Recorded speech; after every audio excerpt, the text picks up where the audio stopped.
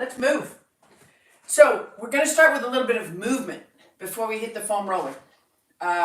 So let's go ahead, get yourself nice and stable. I'm just going to use the wall. We're just going to do some standing leg swings. So just nice and easy. Try to keep your upper body pretty stable, so you don't want to be there, but if you want to go there, you can go there. There's not a lot of rules with mobility and Monday. You want to, sometimes my body wants to rotate a little bit when I do that. That's fine. Don't be rigid. Just go with the flow. Good. And then we'll just go the other way. Support yourself and a nice easy leg swing. Oops. Easy leg swing. Just nice and easy. And just feel the weight of your leg. You should be hitting the ground every now and then. Sometimes I do a leg swing with an elevated, stable leg so that you can actually drop, the hip can drop out of the socket. Good. Keep stable. We're going to go across, lateral. So just hands on the wall and just let everything move lateral. So we're rotating around a stable leg. So just nice and easy. Might definitely feel that through the ankle. You want the foot to just feel the weight shift from the pinky toe, the fifth metatarsal, over to the big toe, the first metatarsal. Okay? Other side. Get a little bit of movement through that upper back.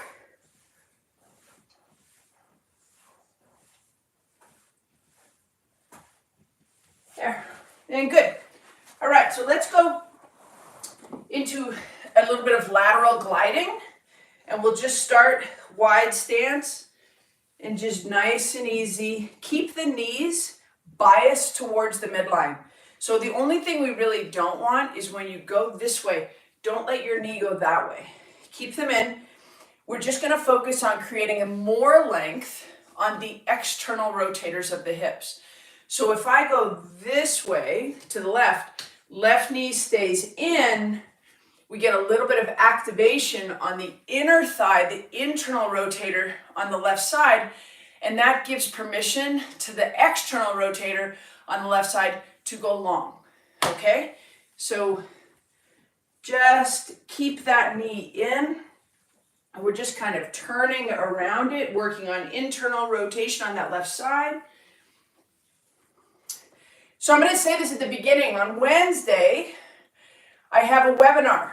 If you want to join for the webinar, I'm just going to ask that you register on Zoom. I will put the link right after this session below the YouTube session. I will use Zoom for that session, okay? So just so you know, we're going to get you to register. Come to the webinar. It's about talking about the next probably 4 to 6 months of training, what we should be expecting, what we should be looking for. If you do it with me, I'd love it. If you don't, as long as you're doing it, it makes me happy. Good. To the right, working internal rotation. Good. Good. And good. But chances are, if you're here on Mondays and you're not with my premium group or you're not with my basic membership with the strength, chances are you kind of like something I have to say about movement, strength, and performance. This is not, this training is pretty, I'm going to call it conservative because it's accessible. So there's nothing crazy about my training, right? It's actually because someone called it boring last week. And I don't think it's boring because the things that you can do with the training, we're doing happy hips here, are quite exciting. So, I always say that I want to be able to maintain, go ahead and lay on your back. And we want to just feel that neutral pelvis. So with neutral pelvis, you've got flat hips, you've got a flat back.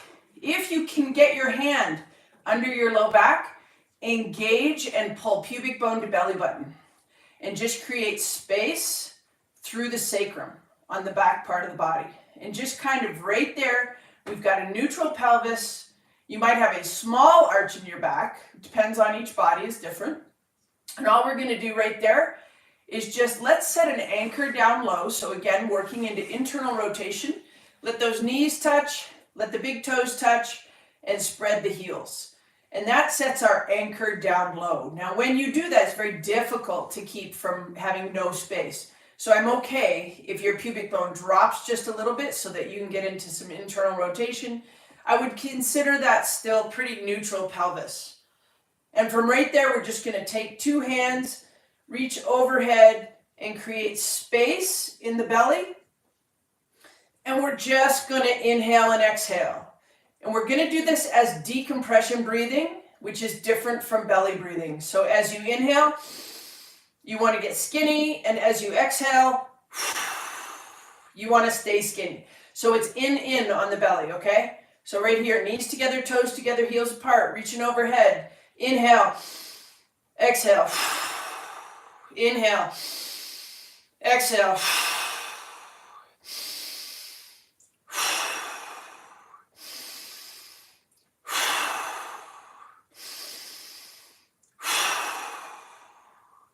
And relax.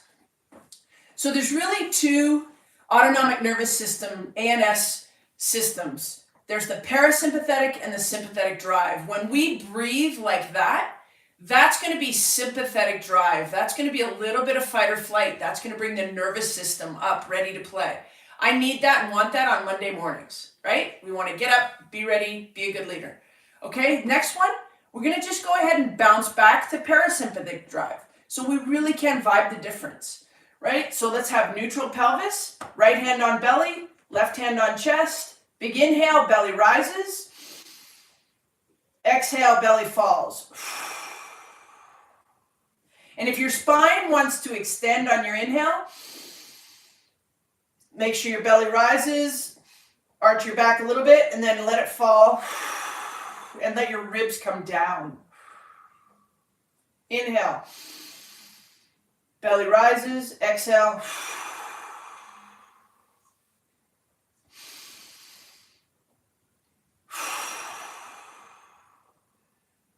And good. All right, we're going right into happy hips from right here. Shoulders are stand square to the ground and just bounce nice and easy. Now, right here, we want that top leg to pull back just a little bit so we can get open through the hip. Right, so we want a long hip on that top leg. Long hip on that top leg as it flops to the other side, and you're trying to create space in the front side of the hip. Space in the front side of the hip.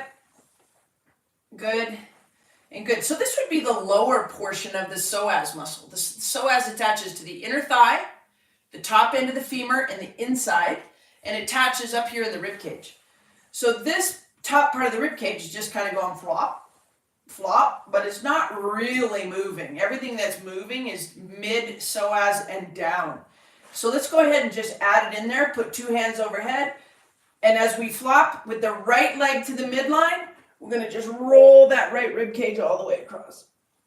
And then come back. Left leg to the midline. Left rib cage all the way across. Now you should feel tension in your belly as you just gently open up that beautiful long muscle that attaches the upper body to the lower body. Keeps your legs on, basically, right? So right there, let's go ahead and come on straight back up. We're going to elevate the foot a little bit. So you can grab almost anything. If you have a weight, you can use a weight. And we'll go ahead and just wrap the yoga mat on top of a weight. Elevate one foot so that the heel is on the ground and the foot is up high.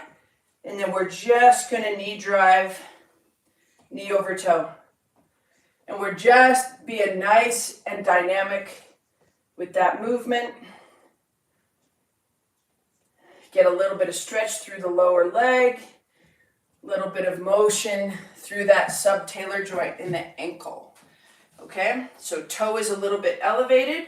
If you have a mobile board or a balance board, that works really well as well. And right there,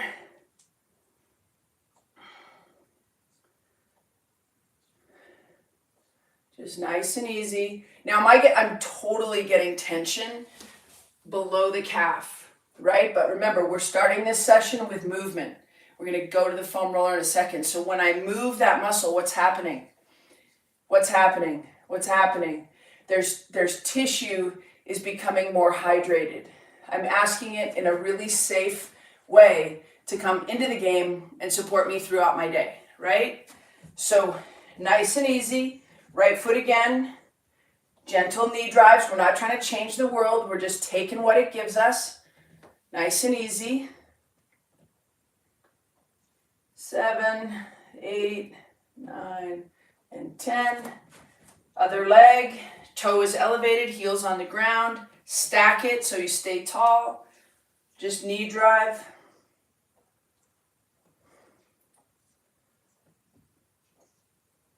Now, what do you do if that feels pretty intense on it? There's a couple things you can do, but one that I recommend a lot is this is a gua sha tool. Stepping out of the screen really quick, and then I'm coming right back. So I always have a gua sha tool. Mine actually broke, but I won't throw it away because it was an expensive one, kind of fancy.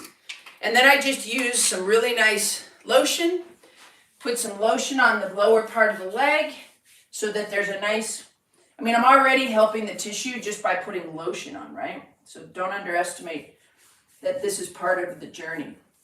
So we put a little lotion on both sides on the lower part of the leg, and I usually keep that around where I'm doing mobility, right? Everything, I always have a couple sets of everything. Then I take the gua sha tool and I just start to scrape. In the world of professional body workers, we would call this a Graston technique or a scraping. I don't want you to scrape so hard that you would bruise yourself. If a practitioner wants to do that, that's between you and them. It's really not my jam. I really hate it when my athletes show up all bruised from somebody beating their tissue up, because I feel like if you do it consistently, you really don't have to. So we're just going after the lower leg. And as you know, I usually say, if the feet ain't happy, ain't nobody happy. All right? So right there, we've opened up the lower body a little bit. We've done a bunch of movement. Let's go ahead and grab the foam roller. And so along the lines, I can kind of get on a roll on a theme. Along the lines, so we're going to take that foam roller. We've done a little bit of Graston. We've done a little bit of motion. And then we're just going to use a little bit of pressure. So right there, working through the foam roller. So the foam roller is definitely a little more effective after movement. So, people say, should I do my foam roller before or after? I say, there's never really a bad time to do foam rolling. My only caveat on that is to only do it, don't do it for an hour. Like choose 10 to 15 minute window to do your foam rolling. And you should be able to get through the whole body in 10 to 15 minutes. Because remember, what am I doing right here? Am I upregulating? The goal is to downregulate the nervous system, right? We've got tightness, we've got tension in the body, so I'm hoping to get some relief from my foam roller. But if you do too much of it, it starts to fight back, and it's like, too much, morning. And then all of a sudden, you've actually gotten exactly the opposite of what you intended. So tissue's nice and warmed up. We've done a little bit of gua sha, and we're just working nice and easy through the lower leg, working through the feet. Let's just do a little bit of flossing, point and flex. 7, 8, 9, and 10. Good, let's take that foam roller right up to the hips. We didn't do a ton on the hips yet. We'll get a little bit more of that going in just a second. So using the pressure of the body onto the foam roller, checking through all the tissue. I can tell my tissue is working, which I like, makes me happy, means I'm training. There is a difference for me between training and exercise, and we're going to talk about that on Wednesday in the webinar. Because I don't think people can train all year long. Even the pros, it's just too hard mentally, let alone physically, to train. Training is about progressive overload and appropriate rest to ensure adaptations, right? So we definitely want to recognize, just go over to the other hip now, over to the right side for me. We want to recognize that there's times when you're just out there playing, you just want to be able to do things, you want to recreate. And That means being with friends and family and the dog and out in nature. That is always really, really important. But training is what keeps us from getting worse sometimes, and it's definitely what makes us better. So training is just a systematic process of overload and rest. And we just get up into that upper back, hands behind the head, and just a nice big extension, moving well, toggle. And good. All right. Oh. If you're an ECFIT athlete, you're going to have a long band with handle. If you don't have that, you should get one. But if you don't, you can use a mini band as well. So that's a mini loop band. This is a long band with a handle. All right, so either is fine. And if you have neither, just do the movement with me, okay? So if you have a long band with handle, you're just going to grab the handles and then grab the band. So you just create a shorter band. And right there, we're just going to open up the chest. We've got a little bit of resistance, so we're upregulating muscle fiber, nervous system, and we're getting the upper back to move better. Good. There's no tension on it now. We're just going to go ahead and just round the spine. Let that back arch forward. And then let's go all the way back, shoulders behind the hips, all the way forward, shoulders behind the hips. 3, back, 4, back, one more, 5, and back, and we go into a nice wide stance, and from right here, we're just going to roll to the left and rotate. You might give that band just a little tug, and we're going to roll to the right.